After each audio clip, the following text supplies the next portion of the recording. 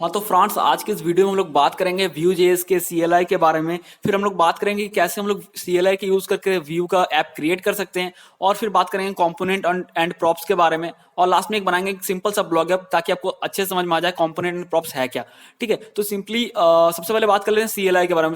CLI है क्या, तो इसको सिंपली बोल सकते हैं कमांड लाइन इंटरफेस। अगर मैं आपको बताऊं तो ये जो हम लोग का विंडोज में आता है बाय डिफॉल्ट कमांड प्रॉम्प्ट, इसी को हम लोग सीएलआई बोलते हैं। ठीक है, कमांड लाइन इंटरफेस। तो हम लोग इसके मदद से कैसे ऐप क्रिएट कर सकते हैं। तो आपको पता होगा कि जब मैंने स्टार्टिंग में वीडियो बनाया था, फर्स्ट वीडियो में मैंने बताया था कि हम लोग व्यू का ऐप दो तरह से क्रिएट कर सकते हैं। एक तो सिंपली हम लोग सीडीएन लिंक पुट कर देते हैं, जैसे हम लोग जेक्वेरी या बूटस्ट्रैप या बुलमा करते हैं, सीडीएन लिंक पुट करते हैं और सिंपली यूज करते हैं। पहला तरीका ये था, लेकिन वो उतना भी सही नहीं है, वो सीखने के लिए सही है। लेकिन अगर आप प्रोडक्शन ऐप बनाना चाहते हैं या फिर आप एक सही बनाना चाहते हैं, कंपोनेंट बेस्ड एप्लीकेशन बनाना चाहते हैं, तो अभी आपको मैं समझाऊंगा कंपोनेंट क्या है और प्रॉप्स क्या है, बहुत ही आसानी से, बहुत अच्छे से। लेकिन अभी ये देख लेते हैं सीएलआई का क्या यहाँ पर है। तो आप तो एक सीडीएन लिंक पुट कर सकते हैं। दूसरा क्या है कि आप सीएलआई के यूज करके बहुत इजीली व्यू ऐप क्रिएट कर सकते हैं। आपको सिंपली कुछ कमांड्स देना होगा और वो आपके लिए ऐप क्रिएट करके देगा। ठीक है, तो मैं सब कुछ आपको स्टेप बाय स्टेप बताऊंगा। लेकिन सबसे पहले आपको क्या करना होगा, इसके लिए आपको नोड.जेएस को इंस्टॉल कर लेना होगा। ठीक है, नहीं तो आपका ये नहीं होगा। तो आप सिंपली node.js.org पे जाइए और या फिर सिंपली गूगल पे डाउनलोड node.js भी लिख सकते हैं। तो आपकी इस वेबसाइट पे आ जाएंगे आप, और आप दोनों में से कोई भी एक वर्जन को डाउनलोड कर लेंगे। और इंस्टॉलेशन काफी सिंपल है, जैसे हम लोग किसी गेम को इंस्टॉल करते हैं, नेक्स्ट नेक्स्ट नेक्स्ट और इंस्टॉल करते हैं, सेम टू सेम। आपको कुछ यहाँ कॉन्फ़िगरेशन नहीं करना पड़ेगा कि जैसे बाकी जैसे कुछ लैंग्वेज में करना पड़ता है, इन्वायरमेंट वेरिएबल्स वगैरह सेट करना पड़ता है, सबको कुछ भी नहीं करना पड़ेगा। सिंपली इसको डाउनलोड कर लीजिए और इसको इंस्टॉल कर लीजिए, सिंपल सा। ठीक है, अब चेक कैसे करेंगे कि इंस्टॉल हुआ नहीं हुआ, तो आप सिंपली कमांड प्रॉम्प्ट पे जाइए, डाउनलोड हो जाने के बाद सब कुछ हो जाएगा तब, और आप लिखिए नोड, और अगर आप देंगे डैश भी तो इसका वर्जन देखिए रिटर्न कर देगा। तो मेरा शायद ये वर्जन है, इसीलिए ऐसा आ रहा है। अगर आप लेटेस्ट वाला करेंगे अभी तो आपका शायद 14.6.0 आएगा, उससे कोई फर्क नहीं पड़ता। ठीक है, और साथ में इसके एनपीएम भी आता है। अगर आप लिखेंगे npm डैश भी तो इसका वर्जन यहाँ पर रिटर्न करेगा, ये देखो। ठीक है, तो आपको सिंपली डाउनलोड कर लेना, आप श्योर हो जाएंगे कि हाँ आपका नोड.जेएस इंस्टॉल हो गया। अगर कुछ एरर आ रहा है, अगर इसके बदले कुछ मैसेज आ रहा है, कुछ एरर आ रहा है, तो आप सिंपली इंस्टाग्राम या ट्विटर पर मैसेज कर सकते हैं, ताकि मैं आपको मतलब जो भी यहाँ पर एरर आ रहा है उसका सॉल्यूशन दे सकूँ ठीक से। ठीक है, तो आपको ये डाउनलोड कर लेना नोड.जेएस। उसके बाद ठीक है, उसका आपको क्या करना है, सिंपली यहाँ पर एक वेबसाइट मिल जाएगा आपको cli.vuejs.org करके। ठीक है, या फिर सिंपली सर्च करेंगे गूगल पे Vue.js CLI, तो आप इस वेबसाइट पर आ जाएंगे। तो सबसे पहले हम लोग उसका टूल को इंस्टॉल करना पड़ेगा। ठीक है, तो इसको मैं कॉपी कर लेता हूँ, ये रहा। ठीक है, क्योंकि इसको यूज करने के लिए हमें नोड.जेएस चाहिए, npm चाहिए, और npm जो है नोड.जेएस के साथ आता है। इसीलिए अल्टीमेटली घुमा फिरा के बात ये है कि आपको नोड.जेएस को इंस्टॉल करना पड़ेगा। अब जैसे नोड.जेएस को इंस्टॉल करेंगे, साथ में npm उसके साथ में इंस्टॉल हो जाता है। ठीक है, अगर आप यहाँ नहीं यूज करते हैं तो आप सिंपली इसको पुट कर सकते हैं। और नॉर्मली मैं इसी को कर रहा हूँ क्योंकि मैं नोड.जेएस को इंस्टॉल कर चुका हूँ। तो इसको कॉपी कर लेते हैं। ठीक है, तो सिंपली वही मैं बोल दिया कि आपको नोड.जेएस इंस्टॉल कर लेना है। तो इसको मैं कॉपी कर ले रहा हूँ और इसको मैं जा रहा हूँ कमांड प्रॉम्प्ट पे, और इसको हम लोग यहाँ पर अगर राइट क्लिक करेंगे तो ये पुट हो जाएगा।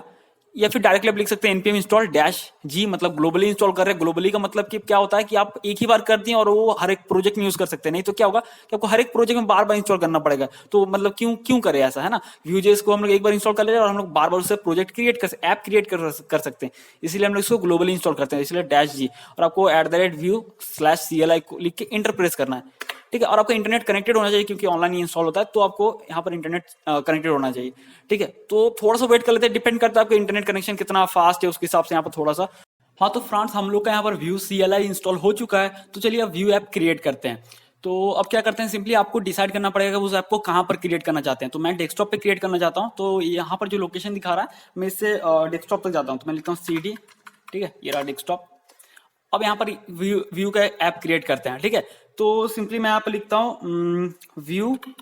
ठीक है, जैसे हम लोग React.js में करते थे ना, npx क्रिएट रिएक्ट ऐप और उस ऐप का नेम, सिंपली यहाँ पर भी वही उसी तरीके से यूज करना है। तो सिंपली लिखना व्यू क्रिएट और उस ऐप का नेम देना है। तो मैं दे रहा हूँ blog app, view create blog app. ठीक है, और इंटर प्रेस करते हैं। तो यहाँ पर हमारा ये ऐप, फिर हम लोग यहाँ पर थोड़ा देर वेट करना पड़ेगा। यहाँ पर ये कुछ क्वेश्चन भी मतलब कि यहाँ पर पूछता है, तो आपको थोड़ा सा यहाँ पर कॉन्फ़िगरेशन करना पड़ेगा कि क्या सेट करना है। तो हाँ, यहाँ पर ये पूछ रहा है सिंपली कि आपको यहाँ पर प्रीसेट सेट मतलब यहाँ पर चूज करना पड़ेगा। डिफॉल्ट में ये बेबल और ये सिलेंट को यूज करता है, और मैनुअली आप सिलेक्ट कर सकते हैं फीचर को, बट मैं डिफॉल्ट में जाता हूँ। तो मैं डिफॉल्ट में इंटर प्रेस करता हूँ और ये ऐप क्रिएट होना स्टार्ट हो गया। ठीक है, तो थोड़ा सा वेट कर लेना जब तक कि ये क्रिएट नहीं हो जाता। हाँ तो फ्रेंड्स, हम लोग यहाँ पर व्यू ऐप क्रिएट हो गया, और क्योंकि हम लोगों ने इसको डेस्कटॉप पे क्रिएट किया था, मैंने आपको पहले बता दिया था कि आपको चूज कर लेना पड़ेगा कि आप मतलब उसको कहाँ क्रिएट करना चाहते हैं। तो ये रहा ब्लॉग ऐप, ये फोल्डर बन चुका है डेस्कटॉप पे, और इसको मैं अभी विजुअल स्टूडियो कोड में ओपन करता हूँ। तो यहाँ पर राइट क्लिक करके ओपन विद कोड, तो आपका जो भी कोड एडिटर है उसमें आप इसको ओपन कर लीजिए। और हम लोग क्या करते हैं, इसको ये ओपन हो रहा है, हाँ तो फ्रेंड्स ये ओपन हो गया विजुअल स्टूडियो कोड में, और इसका जो भी फाइल स्ट्रक्चर है सारा कुछ मैं आपको समझाऊंगा स्टार्टिंग में। फिर हम लोग बात करेंगे कंपोनेंट एंड प्रॉप्स के बारे में क्या है, और फिर हम लोग जो ब्लॉग ऐप सिंपल से एक बनाएंगे ताकि समझ में आ जाए क्या है कंपोनेंट एंड प्रॉप्स। ठीक है, तो ये ओपन हो गया, इसको ऐसे रहने देते हैं, लेकिन इसको हम लोग रन भी करते हैं। ठीक है, तो इसको स्टार्ट करने के लिए यहाँ पर ये फोल्डर है, इसको मैं साइड कर देता हूँ, और यहाँ पर क्या करते हैं हम लोग इस फोल्डर के अंदर घुसना पड़ेगा। ठीक है, तो आप इसको रन दो तरीके से कर सकते हैं, या तो कमांड प्रॉम्प्ट से यहाँ से कर सकते हैं, और दूसरा आप अपना कोड एडिटर से कर सकते हैं। ठीक है, ये कोड एडिटर यहाँ पर हम लोग को मिलता है टर्मिनल, तो आप यहाँ से भी कर सकते हैं। टर्मिनल को ओपन कर लेते हैं, मैं दिखा देता हूँ यहाँ सब कैसे कर सकते हैं। बहुत से लोगों को पता भी होगा, बट जो लोग बिगिनर्स है, क्योंकि बिगिनर्स भी बहुत सारे हैं मेरे चैनल पे, तो इसलिए मैं पूरा एकदम बेसिक से बता रहा हूँ। तो आपको लिखना होगा npm run सर्व। ठीक है, और सर्व और इंटर प्रेस करना। अब ये है क्या चीज, मैं इसके बारे में आपको बताऊंगा, जैसे मैं फाइल स्ट्रक्चर के बारे में बताऊंगा तो आपको समझ में आ जाएगा। बस मान लीजिए कि आपको आता है थोड़ी देर के लिए, ऐसा मान लीजिए, तो आप यहाँ से npm run सर्व करके इंटर कर सकते हैं। लेकिन मैं यहाँ से इसलिए नहीं करता हूँ क्योंकि भाई देखो कोडिंग ये तो हमेशा ओपन रहता है साइड बार, और इतना सा एरिया में कोडिंग करना भी, इतना सा एरिया यही घेर लेता है, तो फिर काफी कम स्पेस मिलता है, थोड़ा अजीब सा लगता है, बार बार इसको ओपन करो, मिनिमाइज करो, मैक्सिमाइज करो, इसलिए मैं यहाँ से नहीं करता हूँ। बट आप कर सकते हैं, सबका अपना अपना चॉइस होता है। तो मैं यहाँ से इसको क्लोज करता हूँ, टर्मिनल को मैं कमांड प्रॉम्प्ट से ओपन करता हूँ। ठीक है, तो कमांड प्रॉम्प्ट में अभी मैं डेस्कटॉप पे हूँ, तो यहाँ तक ये लोकेशन दिखता है, तो मैं जाता हूँ ब्लॉग ऐप के अंदर, तो मैं लिखता हूँ cd, और ये रहा ब्लॉग ऐप के अंदर में आ गया। अब मुझे लिखना होगा npm run सर्व। ठीक है, मैंने जैसे बोला कि इसको थोड़ी देर के लिए मान ले कि आपको ये समझ में आ गया, मैं आपको बताऊंगा कि है क्या है एक्चुअली में, है क्या npm run सर्व जो भी है। ठीक है, तो इंटर प्रेस करते हैं और ये ऐप हमारा स्टार्ट हो जाएगा। हाँ तो फ्रेंड्स ये हमारा यहाँ पर रन हो गया, और ये लोकेशन दे रहा है कि किस नेट मतलब किस ये यूआरएल पे ये रन कर रहा है। तो हम लोग इसको कॉपी कर लेते हैं, इसको सिलेक्ट करके कंट्रोल सी प्रेस करते हैं और ब्राउजर पे जाते हैं, और ब्राउजर पे जाने के बाद हम सिंपली यहाँ पर इसको रन कर देते हैं। ठीक है, इसका एड्रेस यहाँ पर पेस्ट करते हैं और इंटर प्रेस करते हैं, तो यहाँ पर सिंपली मिल रहा है। तो जो लोग एंगुलर थोड़ा बहुत ट्राई किए होंगे या सीखे हैं, जिनको थोड़ा बहुत पता है, तो एक स्टार्टर एप्लीकेशन मिलता है। फिर रिएक्ट जेएस में है ना, रिएक्ट जेएस में भी क्या होता है, जब हम लोग बनाते हैं क्रिएट ऐप, तो क्या होता है कि एक सिंपल सा एक इस तरह से स्टार्टर पेज मिलता है। तो व्यू का भी सेम इसी तरह कुछ है, तो ये हम लोग एक स्टार्टर पेज मिलता है। तो मतलब कि हमारा ऐप सक्सेसफुली रन कर चुका है। अब हम लोग बात कर लेते हैं फाइल स्ट्रक्चर के बारे में, और मैं बताऊंगा अभी आपको npm run सर्व क्या है। ठीक है, तो सबसे पहले मैं बताऊंगा पैकेज डॉट जेसन के बारे में। तो सिंपली इसको बोल सकते हैं कि जो हम लोग ऐप क्रिएट कर रहे हैं, इसका बोल सकते हैं इसका एक कुंडली है। ठीक है, मतलब कि इसका जो भी चीज ये यूज कर रहा है, जो भी पैकेज यूज कर रहा है, पैकेज का मतलब कि जैसे सिंपली जैसे हम लोग फोन पे कोई ऐप चाहिए होता है तो हम लोग प्ले स्टोर से जाके डाउनलोड कर लेते हैं किसी ऐप को। सेम टू सेम समझ लीजिए कि npm जो एक पैकेज मैनेजर है, डेवलपर सबका समझ लीजिए कि प्ले स्टोर एक तरह से, तो पर बहुत सारा पैकेजेस अवेलेबल है, और जो हम लोग चाहिए होता है सिंपली हम लोग वहां से जाके इंस्टॉल कर लेते हैं। तो पैकेज डॉट जेसन में सारा रिकॉर्ड रहता है कि कौन कौन सा पैकेज हम लोगों ने इंस्टॉल किया, और बहुत सारा कुछ रहता है, जैसे ऐप का नेम, उसका वर्जन, प्राइवेट है, ये स्क्रिप्ट्स वगैरह है, और डिपेंडेंसी जिसमें कि मेनली हमारा रहता है कि कौन कौन सा पैकेज यूज करें। तो डिपेंडेंसी और डेप डिपेंडेंसी सेम होता है, बट अंतर क्या होता है कि डेप डिपेंडेंसी में वो पैकेज होता है जो हम लोग सिर्फ डेवलपमेंट के दौरान उसको यूज करते हैं। ठीक है, जब उसको हम लोग डेवलपमेंट के दौरान यूज करना चाहते हैं, सिर्फ डेवलपमेंट के लिए है नॉर्मली, उसका मेन यूज नहीं है, बस डेवलपमेंट का यूज है, तो हम लोग उसको डेव डिपेंडेंसी में इंस्टॉल करते हैं। मतलब इसमें भी जो है, इसमें भी वही है, दोनों पैकेजेस ही एक तरह से। तो ये सारा पैकेज हम लोगों ने इंस्टॉल, ये जब हम लोग ऐप क्रिएट कर रहे थे तो उसके साथ साथ ये भी इंस्टॉल हो गया। ठीक है, और भी बहुत सारी इन्फॉर्मेशन रहता है, कॉन्फ़िगरेशन वगैरह बहुत कुछ यहाँ पर है। तो एक तरह से बोल सकते हैं कि इस ऐप का कुंडली है। ठीक है, तो अगर आप देखना चाहें ये रहो, अब मैं बताता हूँ नोड मॉड्यूल्स के बारे में। तो जो पैकेजेस इंस्टॉल होगा उसका डेटा यहाँ पर आएगा, कौन कौन सा इंस्टॉल हुआ है, लेकिन जो पैकेज है ये नोड मॉड्यूल्स फोल्डर के अंदर है, बहुत सारा है, बहुत सारा। अब बोलोगे यहाँ पर तो भाई 3-4 पैकेजेस है, ये 2 हो गया, और यहाँ पर आप काउंट कर लो शायद 4-5-6 है, तो टोटल मिला के मान ली कि 10 पैकेज है। लेकिन भाई यहाँ पर इतना सारा कैसे है, मतलब इतना सारा पैकेज तो नहीं होना चाहिए था। तो क्या सीन है यहाँ पर कि ये जो पैकेजेस है ना, ये भी किसी और पैकेज पे डिपेंड है। ठीक है, तो वो पैकेज डिपेंड है कहने का मतलब कि वो और भी पैकेजेस को यूज करते हैं। ये कोर जेएस है, मान लो कि ये 10 पैकेजेस को यूज करके ये खुद को बना रहा है, तो वो 10 पैकेज भी इंस्टॉल होगा, इसीलिए टोटल मिला के बहुत सारे पैकेजेस है। तो हमें इससे कुछ मतलब नहीं, कुछ भी छेड़छाड़ नहीं करना, इसको डिलीट नहीं करना है, कुछ भी नहीं करना, इसको जैसा रहने देना है।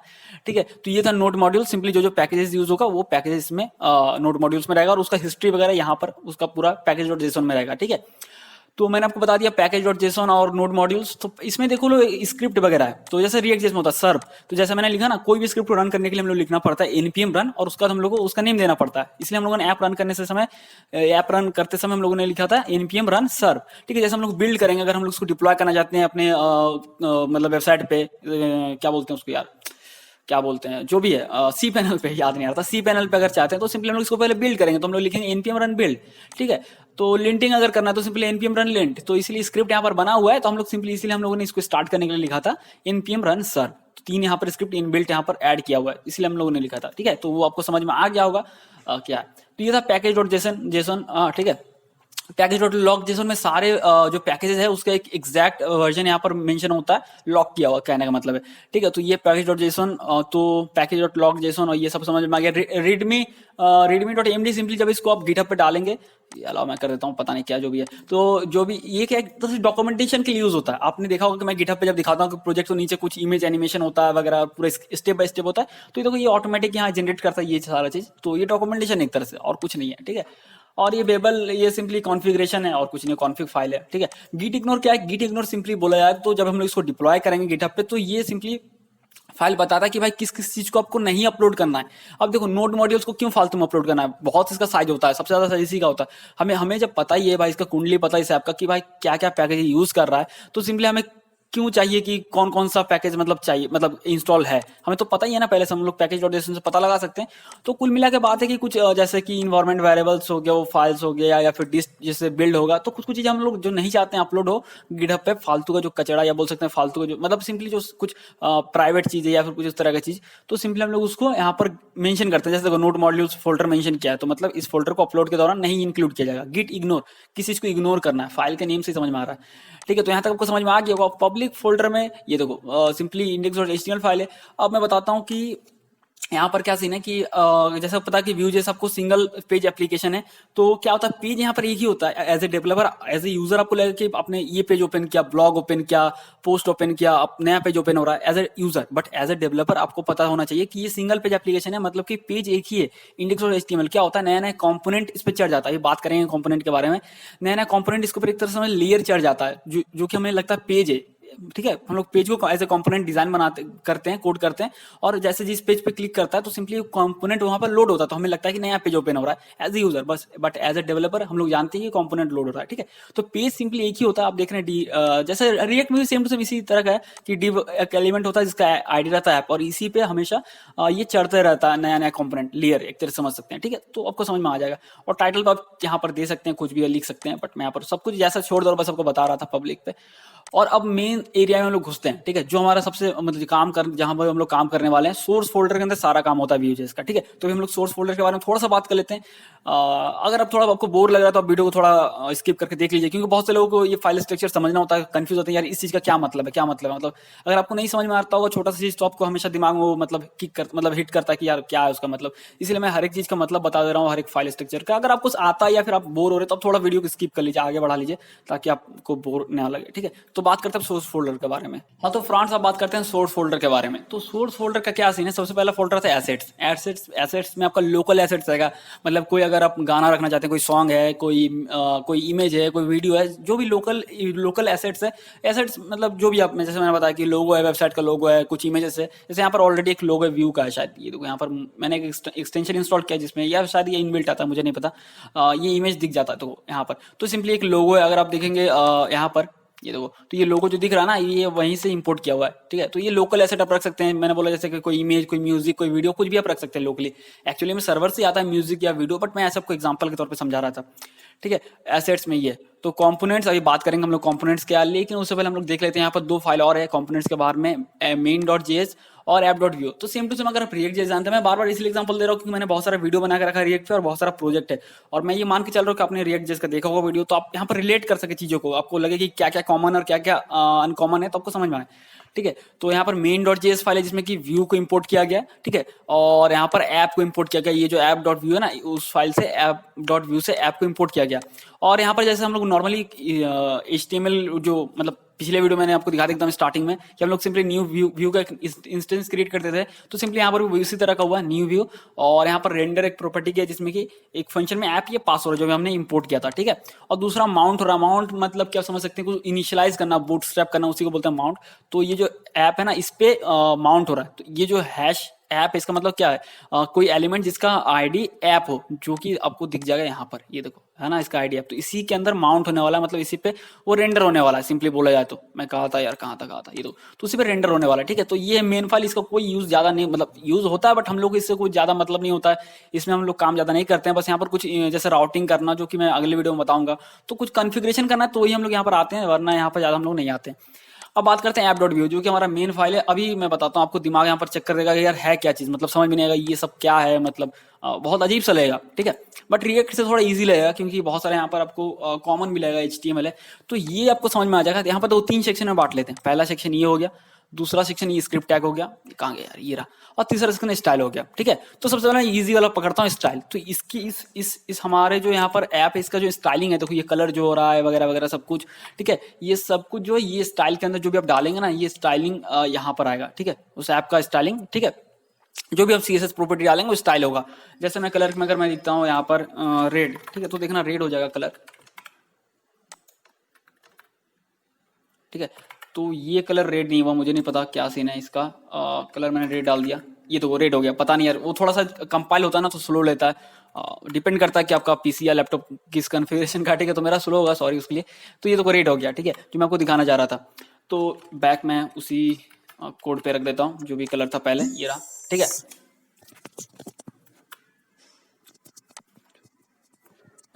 हाँ तो फ्रेंड्स, अब बात करते हैं दूसरे सेक्शन के बारे में, ये टेम्पलेट वाला, ठीक है। जैसे मैंने बताया 3 सेक्शन में बांटा है। एक सिंपली आप देख सकते हैं यहाँ पर काफी कमाल का इन्होंने लॉजिक जो लगाया कि एक तो पार्ट आपका HTML रहेगा, एक पार्ट आपका जावास्क्रिप्ट रहेगा, मतलब सिंपली जो और तीसरा पार्ट स्टाइलिंग रहेगा। तो काफी क्लीन है, काफी सही लगा मुझे ये Vue.js का, काफी सिंपल लगा, मतलब कोई भी इजीली सीख सकता है। React.js के मुकाबले थोड़ा सा मुझे यहाँ पर इजी लगा जो इनका यहाँ पर सेटअप है। तो ये जो इसमें ये जो टेम्पलेट आपको ये समझ में नहीं आएगा क्योंकि बोलोगे यार ये तो कोई HTML का टैग है ही नहीं। तो ये सिंपली बोल सकते हो कस्टम टैग है, सिंपली एक कंपोनेंट आप बोल सकते हो। तो सिंपली ये क्या है, इनविजिबल रैपर कैसे काम करता है, ठीक है। इनविजिबल मतलब कि जैसे हम लोग React.js में मैं बताता हूँ फ्रेगमेंट आप यूज करते हो ना, अगर आपको फ्रेगमेंट समझ में आता है तो आपको ये टेम्पलेट भी समझ में आ जाएगा। तो ये सिंपली एक इनविजिबल रैपर कैसे काम करता है, एक टैग ही एक एलिमेंट है मान लो ऐसा, लेकिन वो इनविजिबल है, ठीक है ना। तो उसके अंदर div एलिमेंट इसका आईडी ऐप दिया गया और आपको यहाँ पर इमेज मिल जाएगा जो कि देखो इंपोर्ट कर लिया गया एसेट फोल्डर से। जैसे मैंने बताया कि लोकल इमेजेस आप रख सकते हो और उसको जो यहाँ पर ये रखा गया। तो इसको मैं अगर हटा देता हूँ यहाँ से, तो यहाँ पर देखो ये इमेज हट गया। अब यहाँ पर क्या है कि यहाँ पर देख लोगे आप कि एक हेलो वर्ल्ड करके कुछ लिखा हुआ है, कुछ टैग जैसा, लेकिन टैग तो है नहीं हेलो वर्ल्ड, कोई P है, div है, H1 से H6 तक है, आप कहीं भी खोजोगे आपको हेलो वर्ल्ड नाम का कोई टैग नहीं मिलने वाला। तो ये है क्या, तो ये कंपोनेंट है। अभी हम लोग बात करेंगे कंपोनेंट क्या है एक्चुअल में, बट यहाँ पर देख लेते हैं ये कंपोनेंट है।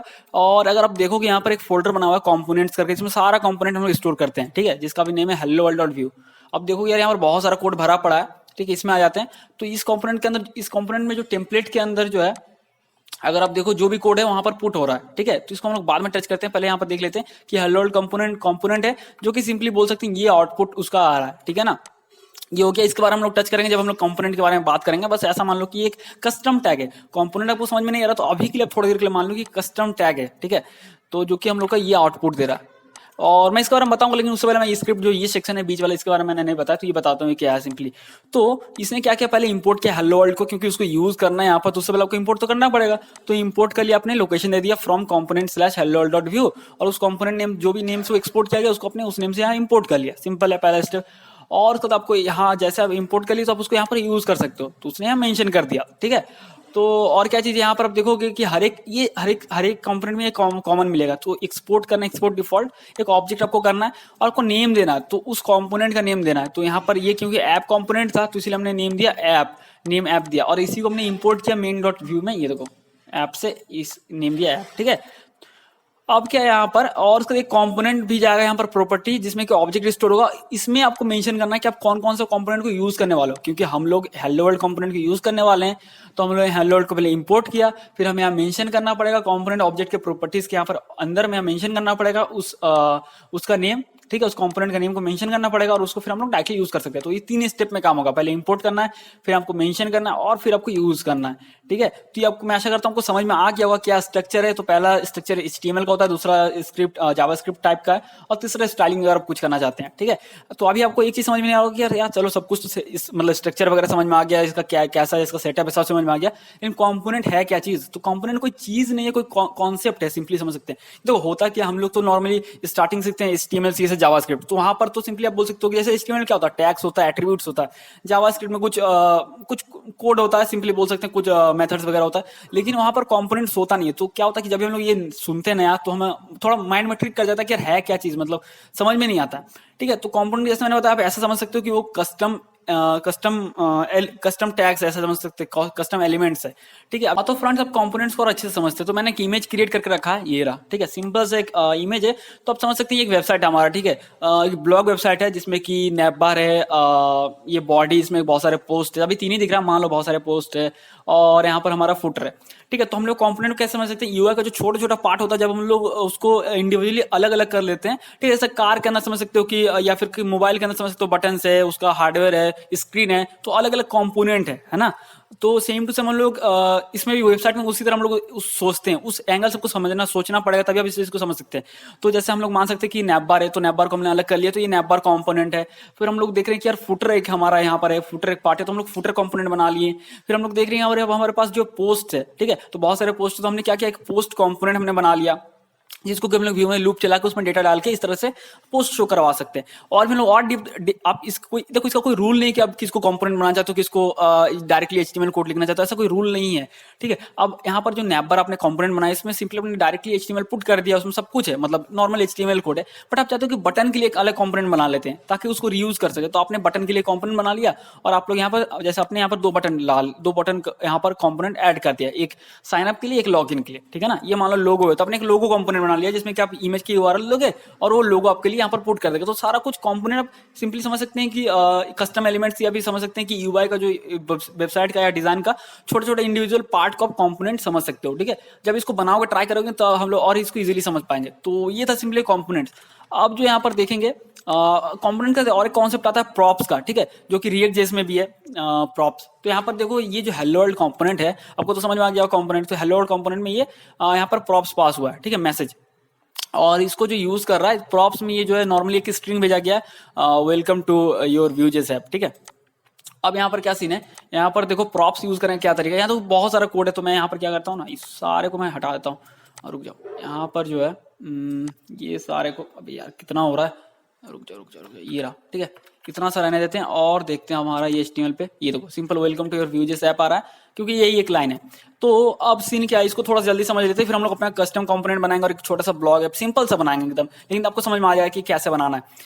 तो सिंपली जैसे मैंने फर्स्ट पार्ट में टेम्पलेट दिया, इनविजिबल रैपर का काम करेगा, डिव क्लास इसने हेलो दिया, और देखो पक्का मुझे जहां तक लगता है इसने शायद यहाँ पर स्टाइलिंग किया होगा, बट नहीं किया हेलो का, ऐप डॉट व्यू में देखते हैं, नहीं किया, बट इसने क्लास ऐड कर दिया हेलो, ठीक है, तो उससे कोई फर्क नहीं पड़ता। तो यहाँ पर सिंपली क्या है कि डिव एलिमेंट है जिसके अंदर h1 टैग है, और यहाँ पर मैसेज है। तो जैसे रिएक्ट जैसे हम लोग सिंगल करली ब्रेसेस देते हैं, लेकिन यहाँ में डबल करली ब्रेसेस देना है, और उसके अंदर वो प्रॉप्स का नेम देना है, ठीक है। प्रॉप्स हो सकता है, यहाँ पर डेटा भी हो सकता है, क्योंकि जैसे मैंने बताया था ना, व्यूजर्स के स्टार्टिंग में आप डेटा स्टोर कर सकते हैं, ठीक है, तो यहाँ पर डेटा भी दे सकते हैं, कोई फर्क नहीं पड़ता है। तो आप यहाँ पर क्या देना चाहते हैं, ठीक है, नॉर्मली इसको इंटरपोलेशन बोलते हैं, सिंपली जो भी ये डेटा प्रॉपर्टी होगा यहाँ पर रिप्लेस हो जाएगा उसका वैल्यू यहाँ पर। तो ये प्रॉप्स यूज करेंगे, लेकिन यहाँ पर थोड़ा सा रूल वगैरह क्या है मैं बताता हूँ। जो भी प्रॉप्स यूज करना चाहते हैं, तो जैसे मैंने बताया स्क्रिप्ट टैग के अंदर आपको तो पहले मेंशन करना पड़ेगा डिफॉल्ट जो एक्सपोर्ट कर रहे हैं नेम प्रॉपर्टी में उस ऐप का नेम, तो ये हेलो वर्ल्ड कंपोनेंट है, तो हमने यहाँ पर हेलो वर्ल्ड नेम दे दिया, ठीक है। और हम लोग यहाँ पर एक प्रॉप्स लिखना पड़ेगा, प्रॉप्स प्रॉपर्टी में एक ऑब्जेक्ट पास होगा जिसमें कि आपको लिखना है उस प्रॉप्स का नाम, जो भी आप जो प्रॉप्स को आप एक्सेस करना चाहते हो, जो पास होकर आ रहा है, ठीक है। जैसे कि हेलो वर्ल्ड में मैसेज आ रहा है ना, तो हम लोग हेलो वर्ल्ड में पहले आपको यहाँ पर मेंशन करना पड़ेगा मैसेज। आप ऐसे भी लिख सकते हो, ऐसे नहीं लिखे, सिंपल वे में मैसेज ऐसे भी लिखोगे तो ये काम कर जाएगा। देखो ये तो एरर नहीं आ रहा, काम कर गया है ना।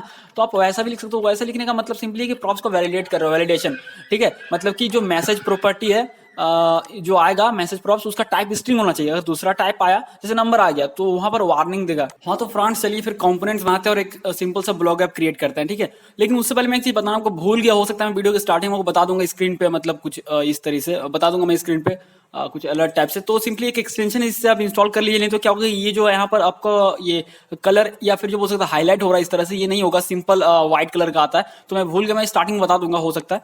तो उसका एक्सटेंशन का नाम है वीटर, ठीक है, इस तरह से कुछ है। तो आप यहाँ पर जाएंगे, देखो मेरा ऑलरेडी इंस्टॉल है, तो इसको आपको इंस्टॉल कर लेना है।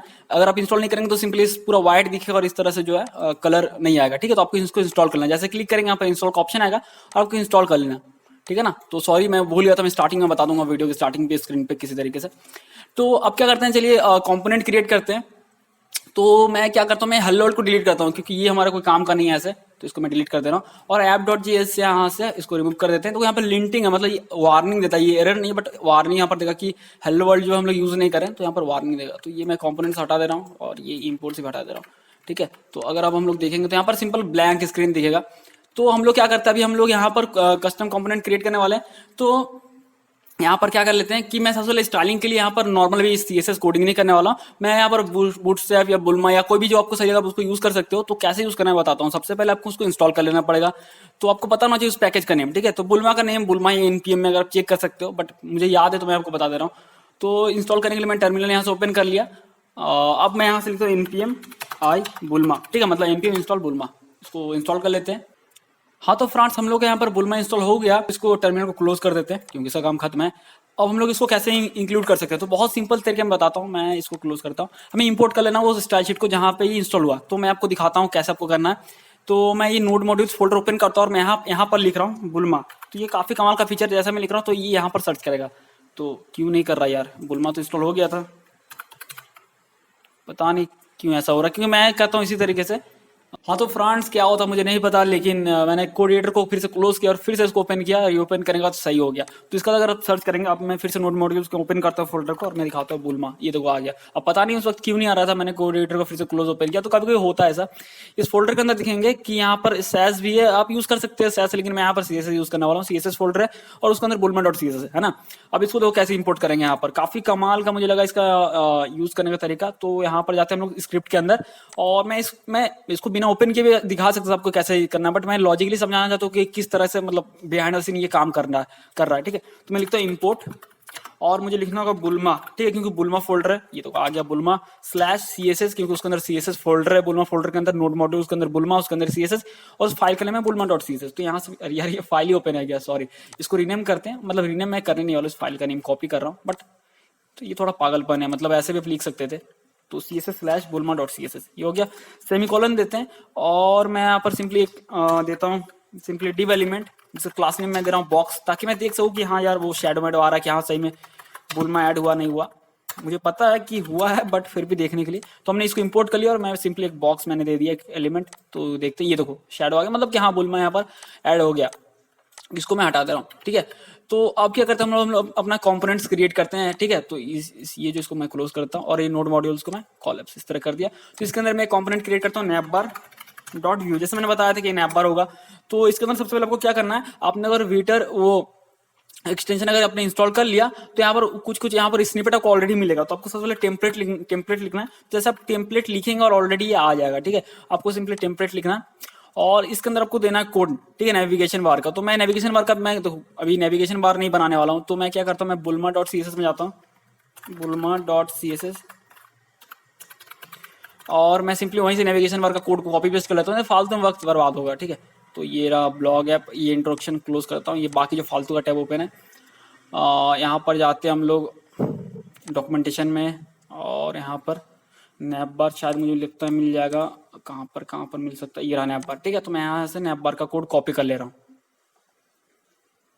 ये रहा, यहाँ कॉपी करते हैं और मैं यहाँ पर पेस्ट कर दे रहा हूँ, ठीक है। ये हो गया।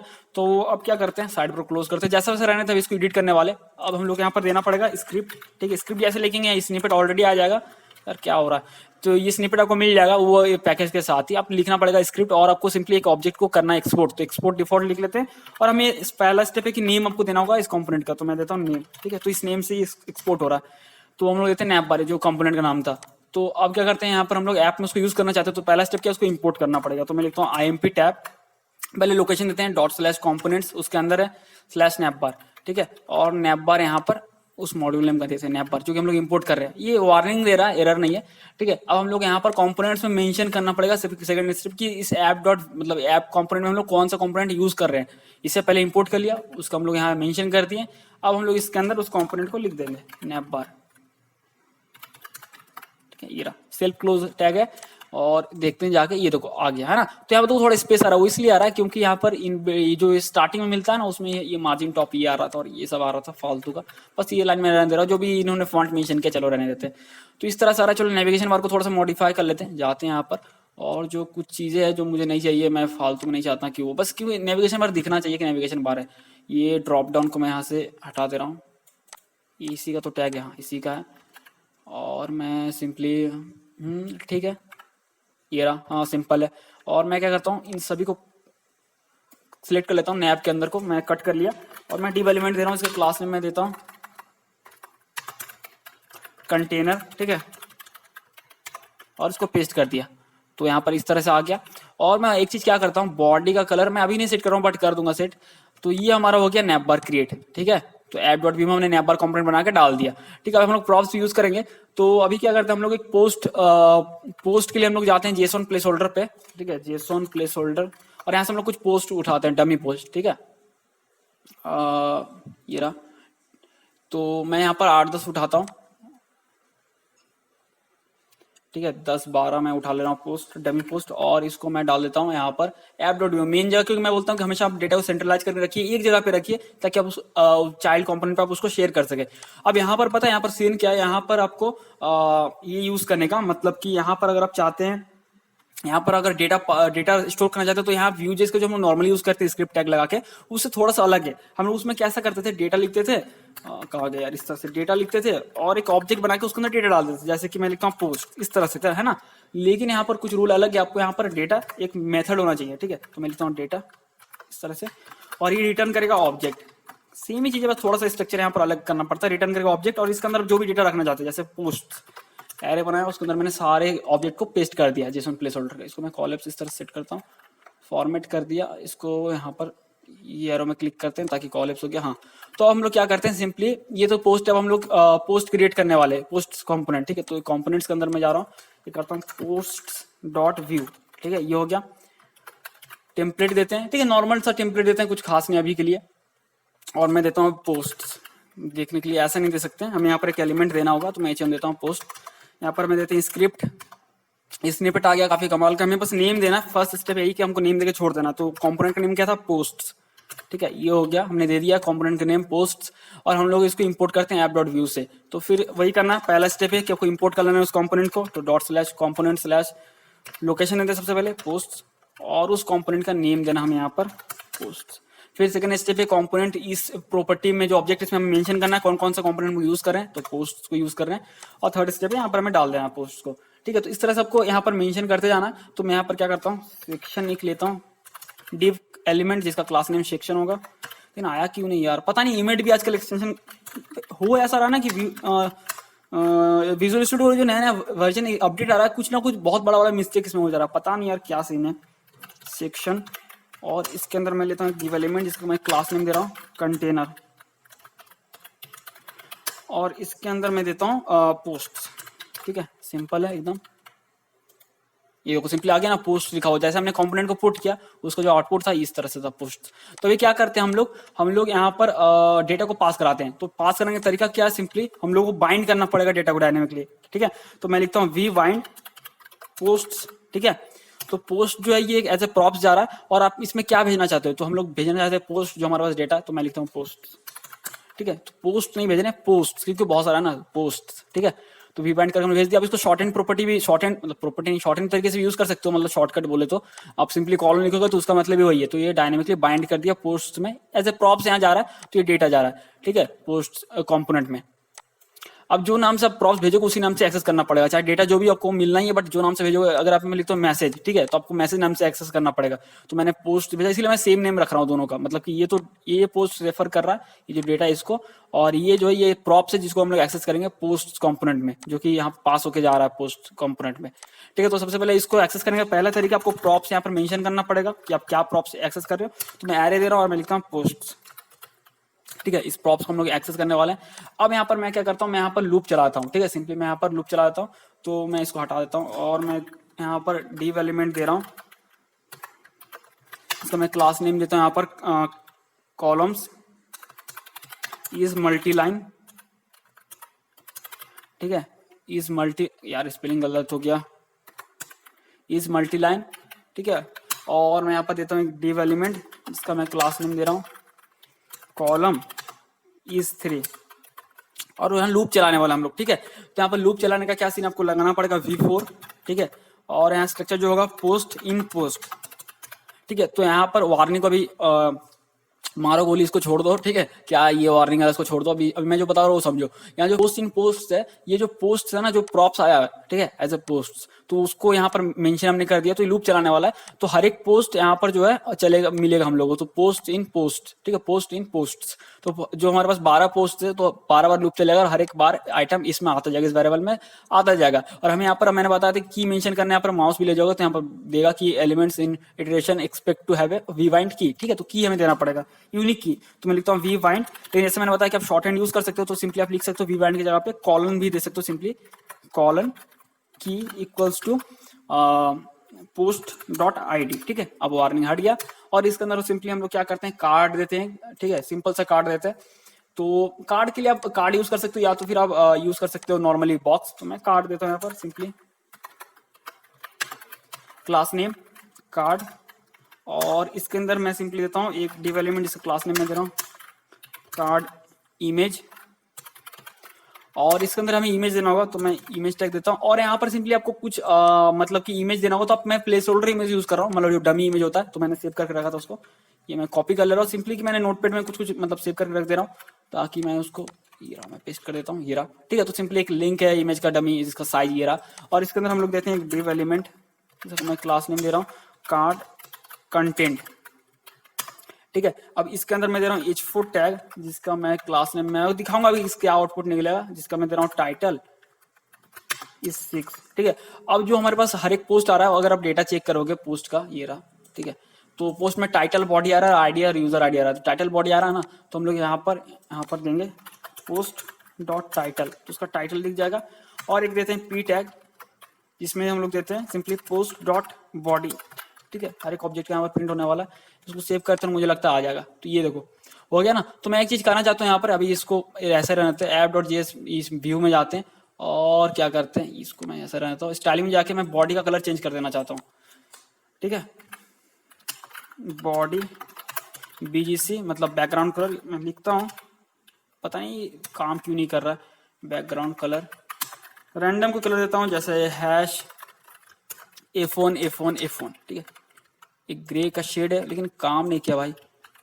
ओ एक एक्स्ट्रा आ गया, तो यहाँ पर आ गया, तो आप काफी सही लग रहा है। तो यहाँ पर देखो पोस्ट आ गया, हमारा जो लूप चला था जितना 12 आइटम था, तो 12 बार ये 12 आइटम हमारा आ गया यहाँ पर, ठीक है। यहाँ पर हमने लूप चलाया और ये हमने इजीली इसको कर दिया, ठीक है। हम लोग अब और एक कंपोनेंट बना सकते हैं, जो कि सिंपली और इसको थोड़ा हम लोग स्प्लिट करना चाहे कंपोनेंट, तो वो भी कर सकते हैं। तो मैं सिंपली क्या करता हूँ, और एक कंपोनेंट बनाता हूँ पोस्ट आइटम डॉट व्यू, ठीक है। ये क्या करेगा, टेम्पलेट लेगा, और यहाँ पर मैं क्या करता हूँ, मैं दिखाता हूँ बहुत सिंपल। इसको मैं हम लोग और एक स्टेप पे जाते हैं। तो ये जो है ना लूप के अंदर जो भी माल मसाला है, ये रहा, इसको मैं कट कर ले रहा हूँ यहाँ से, और इसको मैं डाल रहा हूँ पोस्ट आइटम पे, ठीक है। और अभी इसको प्रॉप चाहिए, क्योंकि इसको पता नहीं है पोस्ट क्या है, ठीक है। पोस्ट तो क्योंकि पोस्ट जो है यहाँ पर इसको पता है, यहाँ पर लूप चल रहा है, डेटा इसको एज ए प्रॉप्स आ रहा है app.view से। तो ये पोस्ट कंपोनेंट में हम लोग इसको सारे को पता है कि पोस्ट है क्या एक्चुअली में, लेकिन पोस्ट आइटम को नहीं पता ना, तो इसमें हम लोग फिर से पास करवाना पड़ेगा पोस्ट, ठीक है। तो हम लोग इसको यहाँ पर फिर से लगाते हैं स्क्रिप्ट टैग, और मैं यहाँ पर नेम देता हूँ, पहले कंपोनेंट का नेम देना है, तो मैं दे रहा हूँ पोस्ट आइटम, और यहाँ पर जो हमें देना होगा प्रॉप्स, हमें बताना पड़ेगा कि हम लोग कौन कौन सा प्रॉप्स यूज करने वाले हैं, जो भी पास होगा आखिर वही ना यूज करेंगे, सिंपल सा लॉजिक है। तो पोस्ट हमारे पास पोस्ट आएगा, इसको मैं सेव कर लेता हूँ। और यहाँ पर मैंने सेव नहीं किया, देखो यहाँ पर दिखा रहा है, अभी तक मैंने सेव नहीं किया। पहले हम लोग क्या करते हैं, उसको इंपोर्ट कर लेते हैं, पोस्ट आइटम को इंपोर्ट, क्योंकि इसी लोकेशन पे, इसलिए मैं दे रहा हूँ ./पोस्ट आइटम, और मैं यहाँ पर लिखता हूँ इंपोर्ट पोस्ट आइटम। और मुझे क्योंकि ये कंपोनेंट यूज करने वाले हैं, तो हम लोग यहाँ पर एक कंपोनेंट प्रॉपर्टी भी डालेंगे, जिसमें कि हम लोग मेंशन करेंगे हम लोग कौन कौन सा कंपोनेंट यूज कर रहे हैं। तो हम लोग पोस्ट आइटम यूज कर रहे हैं, और यहाँ पर एक सेमीकोलन देंगे, ठीक है। ये हो गया। अब यहाँ वार्निंग दे रहा है, क्योंकि हमने यूज नहीं किया ना, इसलिए वार्निंग दे रहा है। तो ये जो लूप चल रहा है ना, इसके अंदर हम लोग ये पोस्ट आइटम डाल देंगे, और हम लोग यहाँ पर बाइंड करेंगे सिंपली। तो जैसे मैंने बताया वी बाइंड, आप लिख सकते हो वी बाइंड पोस्ट, हम लोग भेज रहे हैं प्रॉप, तो मैं देता हूँ पोस्ट, ठीक है। और यहाँ पर हम लोग लिखते हैं पोस्ट, ठीक है। तो जो हर एक बार लूप चलेगा ना, तो हर एक बार पोस्ट, अगर हर एक पोस्ट इससे बाइंड होके, मतलब सिंपली हम लोग एज ए प्रॉप्स इसको भेज रहे हैं। तो इसका शॉर्ट हैंड ऐसा है कि आप कॉलम वी बाइंड नहीं भी लिखोगे, कॉलम दे दोगे तब भी चलेगा, ठीक है। अब अगर हम लोग देखते हैं, तो ये देखो सेम रिजल्ट है ना। तो सिंपली जो हो रहा था वो आखिर वही हो रहा है एक्चुअल में। तो पोस्ट आइटम में हर एक बार एक एक पोस्ट जा रहा है, और एक एक्चुअल में देखोगे तो वही कोड है। तो सिंपली इसको हमने थोड़ा और रिफैक्टर किया, और थोड़ा इसको क्लीन किया, ताकि थोड़ा ये सही दिखे, ठीक है। तो पोस्ट आइटम में जा रहा है, वो एज ए प्रॉप्स एक्सेस कर रहा है हर एक पोस्ट को, और यहाँ पर वो डिस्प्ले करा दे रहा है पोस्ट का टाइटल और बॉडी। ठीक है, तो ये था कैसे कंपोनेंट क्रिएट कर सकते हो और प्रॉप्स भेज सकते हो। तो काफी आपको, मैं आशा करता हूँ आपको समझ में आ गया होगा। अब लास्ट एक फुटर क्रिएट करके मैं इस वीडियो को खत्म करता हूँ। ठीक है, तो क्योंकि वीडियो का लेंथ भी काफी बढ़ गया होगा, मुझे नहीं पता, लेकिन काफी बढ़ गया होगा। तो व्यू फुटर डॉट व्यू करते हैं और टेम्पलेट एक डालते हैं यहाँ पर, ये रहा। तो फुटर के लिए मुझे पता है यहाँ मिल जाएगा कहीं ना कहीं, क्योंकि मैं ज्यादा स्टाइलिंग पे अभी ध्यान नहीं दे रहा हूँ यूआई पे, बट फिर भी आपको मैं आशा करता हूँ समझ में आ गया होगा। फुटर फुटर ये रहा। ठीक है, तो ये रहा फुटर। शो कोड में करता हूँ क्लिक और ये मैं कॉपी कर लेता हूँ, पेस्ट कर देता हूँ। लेकिन ये काम हमें करना है क्या, वो स्क्रिप्ट डालना है। स्टाइलिंग चाहे तो आप कर सकते हैं, बट स्क्रिप्ट मैंडेटरी आपको डालना ही है। एक्सपोर्ट डिफॉल्ट ऑब्जेक्ट होगा जिसमें नेम होगा, पहला एक प्रॉपर्टी जिसमें कि कंपोनेंट का नेम जिस नाम से उसको एक्सपोर्ट कर रहे हैं, जो कि बाहर से इंपोर्ट किया जाएगा। ठीक है, फुटर ये हो गया, बस क्लोज कर देते हैं, काम यहाँ खत्म हुआ। ऐप डॉट व्यू में जाते हैं, तो पहला स्टेप क्या है, इंपोर्ट कर लेना है ./component/footer, ये रहा। ठीक है, और हम लोग यहाँ पर देते हैं किस नेम से इंपोर्ट कर रहे हैं, फुटर। ठीक है, और यहाँ पर हमें मेंशन करना पड़ेगा हम लोग कौन कौन कंपोनेंट यूज कर रहे हैं, फुटर। अब यार क्या हो रहा है, फुटर। और हम लोग यहाँ पर ये रहा सेक्शन, इसके नीचे मैं दे रहा हूँ फुटर, सेल्फ क्लोजिंग टैग है। तो ये हमारा आ गया फुटर। तो आप यहाँ पर कुछ अपना दे सकते हो, कॉपीराइट योर वेबसाइट ने वगैरह वगैरह वगैरह। ठीक है, तो यहाँ पर इस तरह से आप ऐड कर सकते हो सिंपली फुटर। तो ये था कंपोनेंट्स और प्रॉप्स। मैं आशा करता हूँ कि आपको समझ में आ गया होगा कंपोनेंट एंड प्रॉप्स क्या है और आप उसको किस तरह से यूज कर सकते हैं। ठीक है,